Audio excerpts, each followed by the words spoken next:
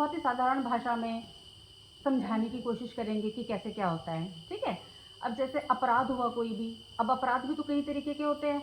जैसे किसी के साथ मार-पिटाई हो गई, लड़ाई-झगड़ा हो गया, चोरी हो गई, डकैती हो गई, किसी ने किसी का मर्डर कर दिया, वो सारे अपराध तो एक अलग अपराध हो गए। हम लोग जो आज यहाँ पे जिन अपराधों की बात करने आ रहे हैं, वो बेसिकली वो अपराध है जो कि महिलाओं के प्रति अपराध हो रहे हैं, महिलाओं के विरुद्ध जो अपराध हो रहे हैं। देख सकते हैं कि जिला विधिक सेवा प्राधिकरण के द्वारा आज श्री जगदेव बाबा मंदिर प्रांगण में एक विधिक शिविर का आयोजन यहाँ पे किया जा रहा है। और जो विधिक शिविर जो यहाँ पे आयोजित किया जा रहा है, तालुका विधिक सेवा समिति की प्रभारी सचिव न्यायिक मजिस्ट्रेट सोने की उपस्थिति में यहाँ पे शिविर का आयोजन किया जा रहा है। साक्षी उपाध्याय मैडम है, तहसीलदार कोटद्वार, वो आप लोगों को, आपदा पीड़ितों को कानूनी सेवाएं और योजना जो 2010 है, किस प्रकार से हम त्वरित आपदा आ जाती है, आपदा घट जाती है और उसके बाद मुआवजे से संबंधित हम जो है कि दर-दर भटकते रहते हैं। हमारे लोग इस तरीके से जो कि जानकारी के अभाव में हम लोग भटकते हैं। मेरी रिस्पॉन्सिबिलिटी भी है क्योंकि मैं टीएलएसए टीम की एक अभिन्न अंग हूँ। तो आज जो हमें बुलाया गया है, आपदा के संबंध में हम कुछ बात करना चाहते हैं। जैसे कि हमें पता है कि मानसून सत्र अभी आने ही वाला है और हमारा कोटद्वार जो है वो आपदा प्रभावित क्षेत्र है।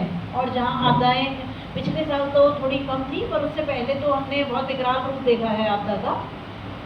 तो आपदा के संबंध में जो हमारे जो लीगल प्रोविजंस हैं, ये कहें हमारी पॉलिसी के जो हमारे लोगों के लिए हैं, हमारे पास SDRF है, स्टेट डिजास्टर रिस्पांस फोर्स, और ऐसे ही हमारे पास एक फंड है जिसमें कि आपदा के जो जब घटित होती है या उससे होने से पहले या उसके बाद, जिसे हम 3 भाग में बांटते हैं। जैसे कि प्रिवेंटिव मेजर हो गए, एक उसके जब वो हो रही है उस टाइम हो गए, और मिटिगेशन के जो प्रोसेस हो गए, उन तीनों के इसमें हमारे पास अलग अलग प्रोविजन है। तो आपदा से पहले के जो हमारे पास समय रहता है, जो आजकल चल रहा है और पिछले 1-1.5 महीने से हम लोग उसमें अपने फेज में है कि हम तैयारी के मोड में हैं। जैसे कि जितने हमारे नाले हैं, नदियाँ हैं, हम इनको चिन्हित कर रहे हैं, कहाँ नाले खुल रहे हैं, कहाँ गदेरे खुल रहे हैं, जो हमारी दीवारें बननी है, इरिगेशन वाले काम कर रहे हैं, मालूम पे काम कर रहे हैं। तो अभी हमारे प्रिवेंटिव मेजर्स हैं, जो मोस्टली अभी हमने देखा कि हमारा कोटद्वार अफेक्टेड रहता है फ्लड से। पिछले भूस्खलन हुए, घर गिरे और नदियों में जो पानी आया। तो और इसके साथ साथ हमने दूसरा काम क्या कर रहे हैं कि हम नदियों में जो अवैध एनक्रोचमेंट्स हैं, बिल्कुल नदी के जदबे बना रखे हैं, उनको हटाने का भी हमारे सब द्वारा काम कराया जा रहा है, ताकि जो अब अभी आपदा के टाइम उनको एकदम से पानी आएगा और वो नदी के पीछे बना रखा है तो वो बिल्कुल प्रभावित ना हो। इसके साथ ही हमारे द्वारा अपने रैन बसेरे और जो हमारे शरणालय होते हैं उनको चिन्हित किया जा रहा है, उनको मेंटेन किया जा रहा है कि अगर अकस्मात रूप से कोई आपदा आ जाती है तो हम किन्हीं परिवारों को, किन्हीं घरों को अगर वहाँ शिफ्ट करना है टेम्पररी बेसिस पे, तो हम वो कर सकते हैं। उसके बाद हमारा आपदा सेंटर भी चालू हो गया है और कुछ दिनों बाद और प्रभावी ढंग से चालू हो जाएगा। उसमें हमारे एक नंबर होता है, वो नंबर हम आपसे भी शेयर कर देंगे। ये सब आप लोगों के पास होगा और कुछ टाइम बाद आ जाता है। और आप लोग, हमारा वो कॉल सेंटर 24/7 चलता है। आप लोग कहीं भी आपको क्या पानी आ गया, कुछ आ गया, तो आप लोग उसे फ़ोन करेंगे, तत्काल हमारे संबंधित राजस्व उप निरीक्षक हो गए और हमारे जितने इमीडिएट ऑफिसर्स हैं, चाहे वो इरिगेशन से हों या रेवेन्यू से हों, वो आपसे तत्काल राहत के लिए पहुँचते हैं। इसके अतिरिक्त तीसरा जो हमारा पार्ट आता है कि पोस्ट डिज़ास्टर, कि आ ही गया है डिज़ास्टर और उसके बाद क्षति हुई है, उसके बाद हमारे पास SDRF का फंड होता है। और अगर बहुत बड़ी ज़्यादा आपदा आ जाती है तो उस केसेस में NDRF का भी हमारे पास पैसा आता है।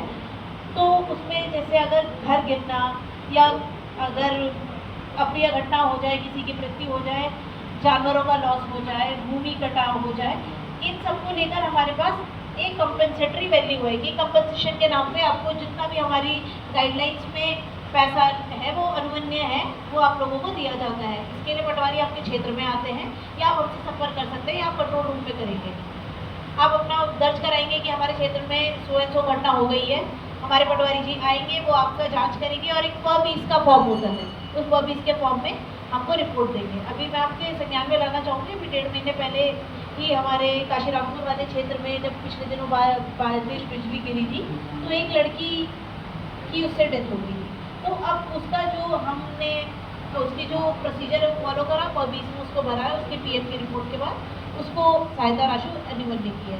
वैसे तो हम में से कोई भी नहीं चाहता है कि आपदा आए और किसी का नुकसान हो, बट नेचर की कॉल है, प्रकृति हमसे ज़्यादा पावरफुल है। अगर इन केस आपदा आती है तो हमारी जो पूरे स्ट्रक्चर है उसमें ये इसके पूरे प्रोसेस हैं कि आपको हम किस तरह से इमीडिएट इफेक्ट दे सकते हैं, इमीडिएट मदद दे सकते हैं, या कंपनसेटरी कुछ धनराशि जो हमारी गाइडलाइंस के हिसाब से है, ताकि आप तत्काल अपना थोड़ा सा जो जीवन है उसे वापस अपने सुचारू ढंग से ला करती हूँ और जगदेव बाबा के श्री चरणों में प्रणाम करते हुए अपनी समस्या आपके सामने रखती हूँ।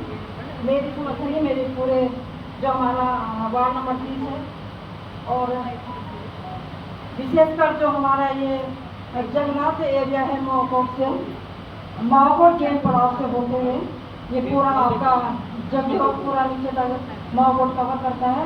तो आपको पता होगा कि जब यहाँ पर आपदा आई थी तो पेड़ थे वो खुदान हुआ, पेड़ों की काफ़ी भारी भारी पेड़ हैं, उनकी जड़ें भी खाली हो चुकी हैं।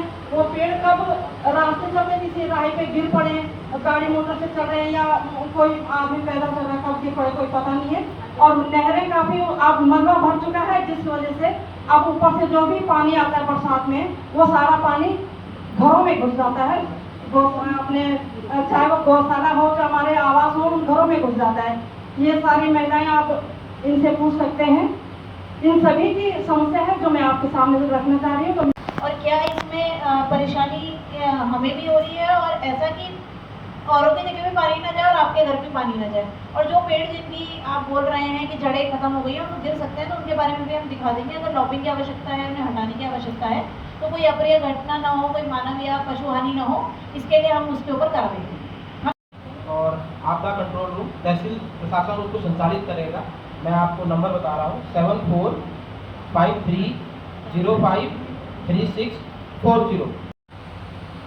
उत्तराखंड के रक्त पुरुष हैं जिन्होंने उत्तराखंड के पूरे उत्तराखंड में रक्त के क्षेत्र में एक बहुत अच्छा काम किया है, श्रीमान दलजीत सिंह जी हैं। तो उनको आमंत्रित करता हूँ कि आप जो है कि ड्रग फ्री उत्तराखंड और ड्रग फ्री कोटद्वार या ड्रग फ्री मेरा वार्ड कैसे करके हम लोग काम करें, उसके लिए थोड़ा सा बात करें। वैसे दीपक जी ने बताया है, मैं रक्तदान सेवा से जुड़ा हूँ। स्वैच्छिक रक्तदान हमारी सेवा का विषय है और हम लोग कोटद्वार में और कोटद्वार से बाहर अन्य कई जगहों में कह सकते हैं कि नॉर्थ इंडिया में हम लोग अपनी सेवाएं निःशुल्क देते हैं हमारे वॉलंटरी ब्लड डोनर्स के माध्यम से।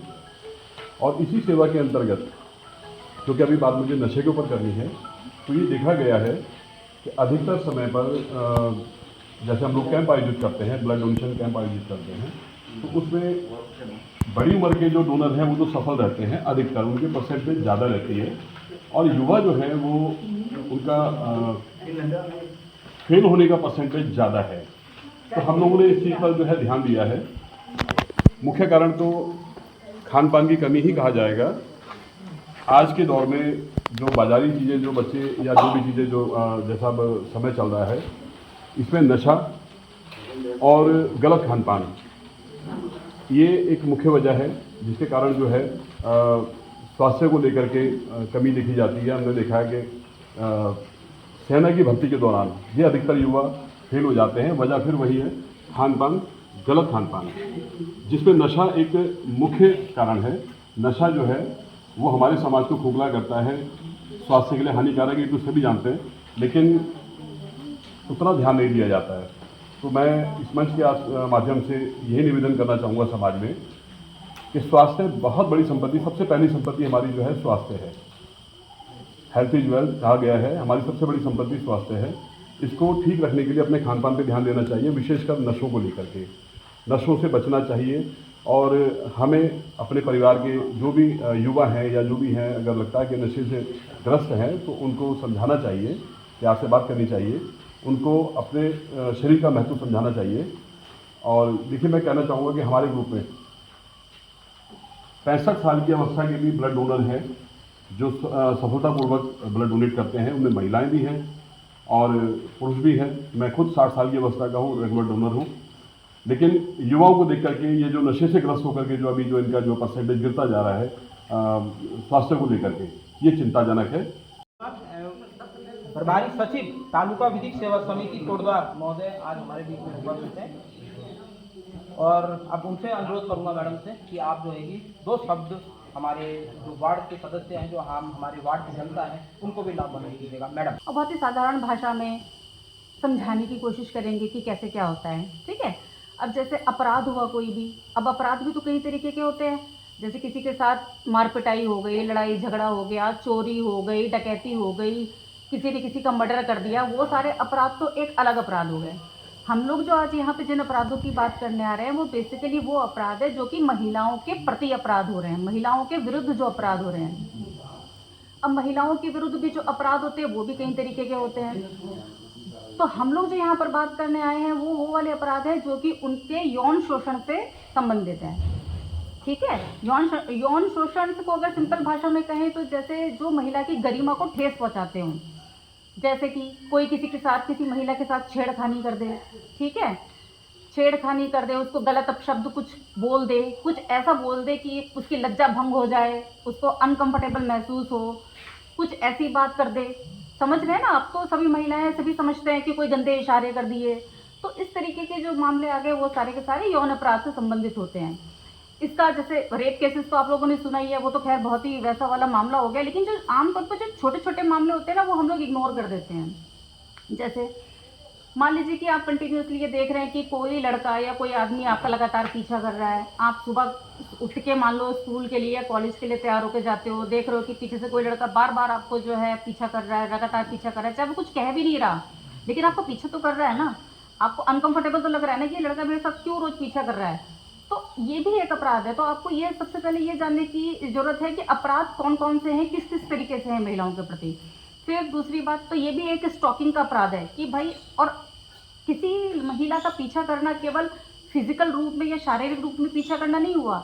आजकल लोग मोबाइल चलाते हैं ना, कोई इंस्टा चला रहा है, कोई फेसबुक चला रहा है, कोई व्हाट्सएप चला रहा है, तो कोई किसी को अश्लील मैसेज भेज दे, ज़बरदस्ती हाय हेलो भेज दे, सुबह शाम गुड नाइट गुड मॉर्निंग भेज दे, जबकि आप तो नहीं चाह रहे ना, आप तो कोई रिप्लाई भी नहीं कर रहे हो कि भाई इस तरीके का। मोबाइल तो सब चला रहे हैं ना। तो अनजान कोई व्यक्ति लगातार आपको इस तरीके से परेशान कर रहा है, उठते ही साथ आपको गुड मॉर्निंग भेज दे, रात में गुड नाइट भेज दे, अननेसेसरी बातें पूछे, तो आप अनकंफर्टेबल हो रहे हो क्योंकि आप उसको नहीं जानते। अगर जानते भी हो, जान पहचान का आदमी भी इस तरीके से कर रहा है तो आपकी विलिंगनेस नहीं है ना, आप उसको सहमति तो नहीं दे रहे हो ना, आप उसको लाइक भी नहीं कर रहे हो, आप उसका जवाब भी नहीं दे रहे हो, और उसके बाद फिर भी वो यही काम कर रहा है। तो ये भी एक अपराध है, ठीक है।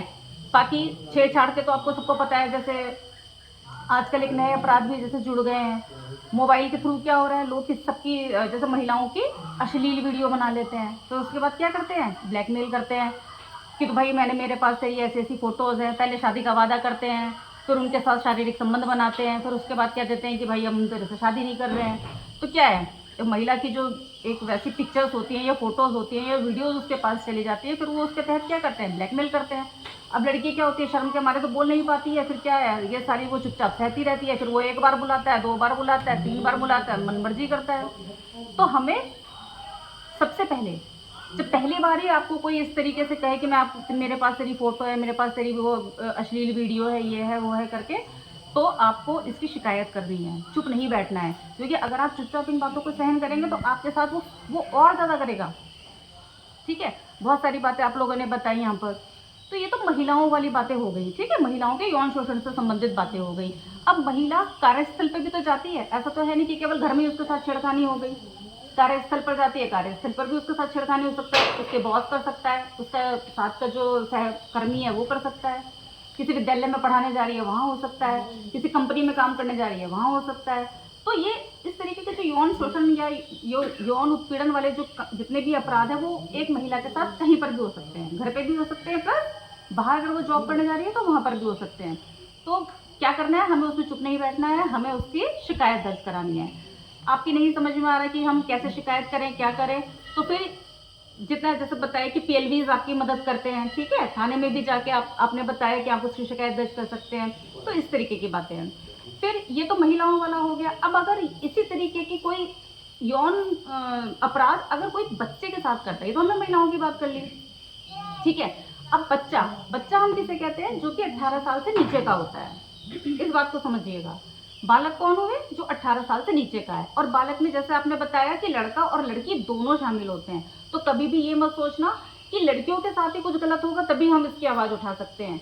अगर आपका 18 साल से नीचे का बच्चा है, लड़का भी है, और उसके साथ भी इस तरीके का कोई यौन अपराध हो रहा है कहीं पर भी, चाहे वो घर में हो चाहे बाहर हो, तो उसकी शिकायत आप दर्ज करा सकते हैं। वो कहाँ से गवर्न होगा? वो पॉक्सो एक्ट से गवर्न होगा।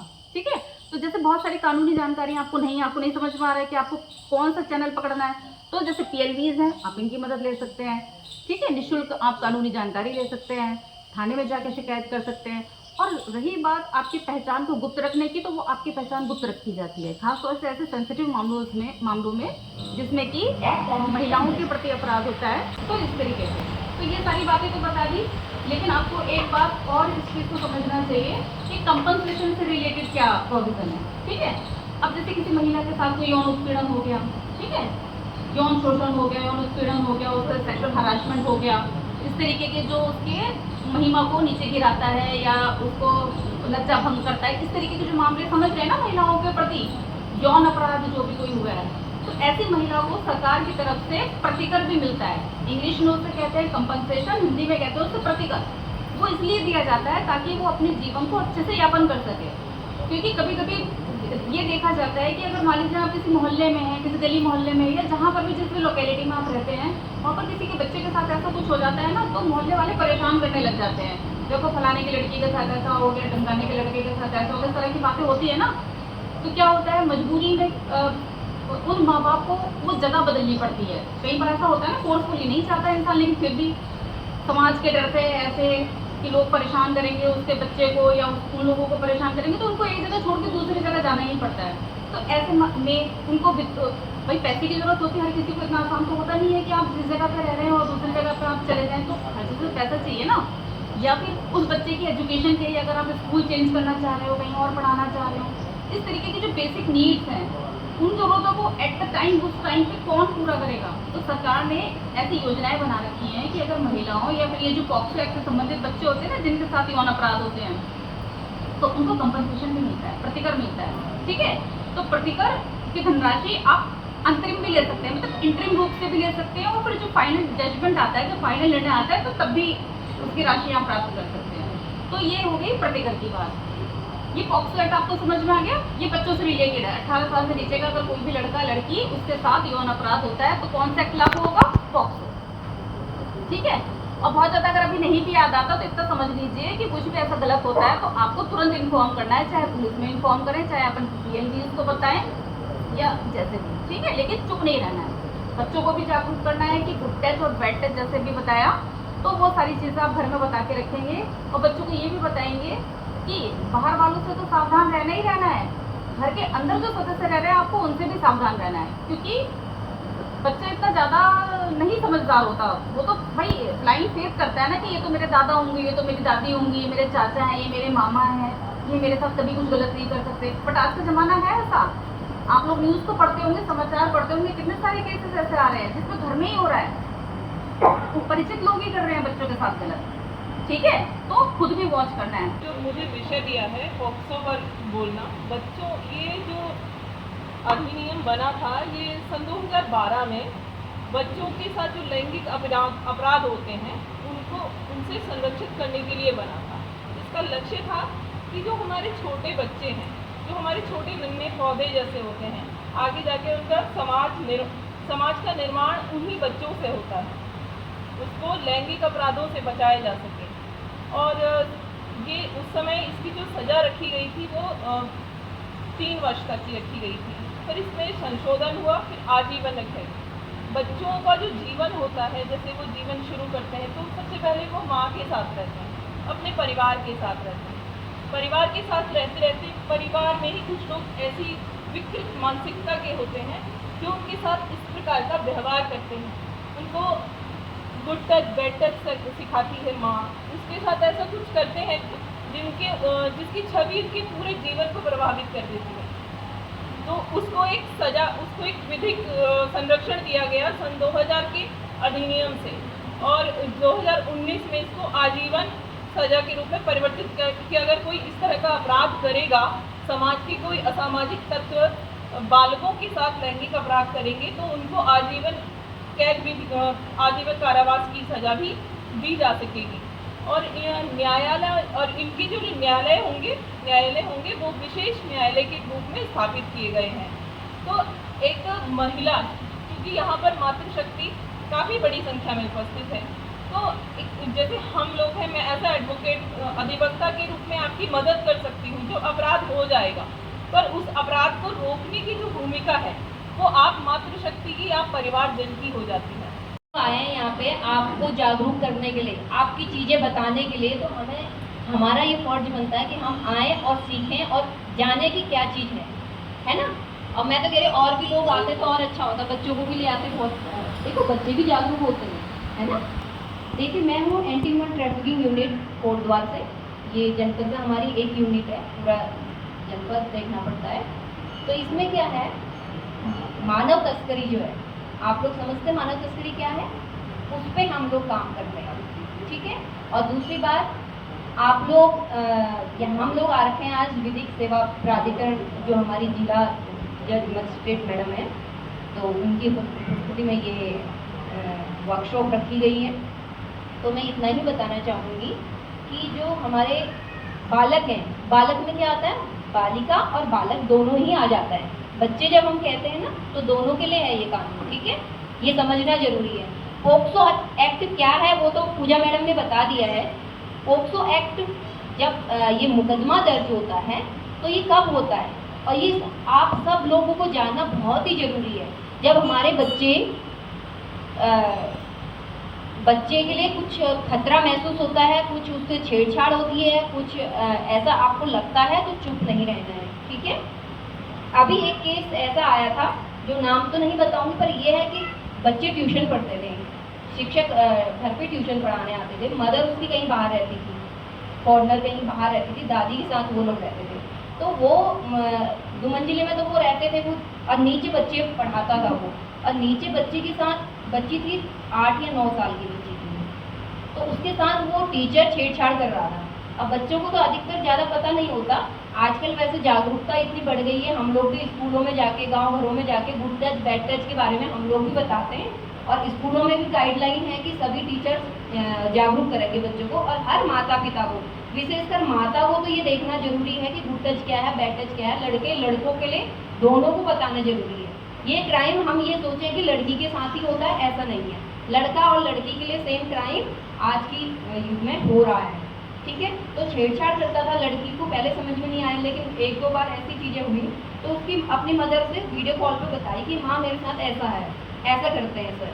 भाई तो बाहर रहता है और अंदर ले जाके मुझे डांटने और पीटने के बहाने ऐसा करते हैं। तब उसकी मदर वहाँ से आ रही है यहाँ, तब उसमें मुकदमा एक्ट, पोक्सो एक्ट के तहत उसमें विभिन्न धाराओं पे मुकदमा दर्ज हुआ। तो कहने का मतलब यही है, जब ऐसी चीज़ें होती हैं ये मत कहो कि बेटा चुप हो जाओ शर्म के मारे या बेइज्जती के मारे, ऐसा उनको बच्चों को भी नहीं दबाना है और आप लोगों को भी नहीं दबाना है, ठीक है। तो पोक्सो एक्ट बहुत आजकल कड़ी से कड़ी सजा हो गई है। हम ये नहीं कहते कि बेवजह नहीं, अब जब आपको लग रहा है कि नहीं बच्चा सच बता रहा है और ये चीज़ें हो रही हैं तो जरूर आगे आना चाहिए। ये बालक संरक्षण के लिए हर थाने हर चौकी में एक महिला अधिकारी SI रहती थी और उसकी पूरी टीम रहती है, वहाँ पे नियुक्त रहती है। आप जिस भी क्षेत्र में रहते हैं तो आपको बालकों के संरक्षण के लिए ये विधिक जो टीम है ये भी काम करती है, CWC भी काम करती है, पुलिस के अधिकारी भी इसमें काम करते हैं। आप बेहिचक आ सकते हैं पुलिस के पास, पुलिस से जो भी मदद चाहिए, क्योंकि मुकदमा जब लिखा जाएगा तभी कोर्ट तक पहुंचेगा ना, तभी बच्ची को न्याय मिलेगा। तो आप लोग आइएगा, ऐसा मत करिएगा कि चीज़ें छुपाने के और उसके चक्कर में बच्चे का भविष्य खराब नहीं करना है। समाज में इस तरह के लोग घूमते हुए कई बार दिखते हैं ना, बाजार में भी दिखते हैं, मानसिक रूप से जो विकलांग हैं, जो लग रहा है कि यहाँ का नहीं है कहीं का हो सकता है या यहाँ का भी है, तो कई बार घरों में क्या करते हैं उनके प्रति लापरवाही कर देते हैं, अरे ये तो पागल है, इससे मतलब और नेगेटिव चीज़ें उन तक फैलाते हैं। ऐसा नहीं करना है, उनको और प्यार की जरूरत होती है और उनसे अपनत्व अपनाएं और कहीं से मदद, इसके लिए बहुत सारे कानून बने हुए हैं। अगर आपको लगता है कि हम गरीब हैं या पैसा नहीं है, कुछ ऐसा नहीं, इसका इलाज कहाँ से करें, हम इसमें कैसे कानूनी सहायता ले सकते हैं, देखो उसमें पेंशन भी होती है, अगर आप उसका आधार कार्ड बनाओगे या जो भी मतलब लीगली जो प्रोसेस है, जैसे पार्षद हैं आपके क्षेत्र के और पुलिस थाना भी है, आप वहाँ जाके भी इसको कह सकते हो कि हम क्या करना चाहिए। और विधिक टीम है इसमें बहुत अच्छा काम कर रही है प्रेजेंट टाइम पे, ठीक है ना। तो इसमें उसकी पेंशन भी लग सकती है, परसेंटेज के हिसाब से एक मेडिकल रिपोर्ट बन जाती है हॉस्पिटल से, उसके आधार पर उसकी पेंशन भी होती है। उसका मेडिकली अगर आप चेकअप नहीं करवा सकते हैं या ट्रीटमेंट नहीं करवा सकते हैं, इसके लिए भी कानून से मदद मिल जाती है।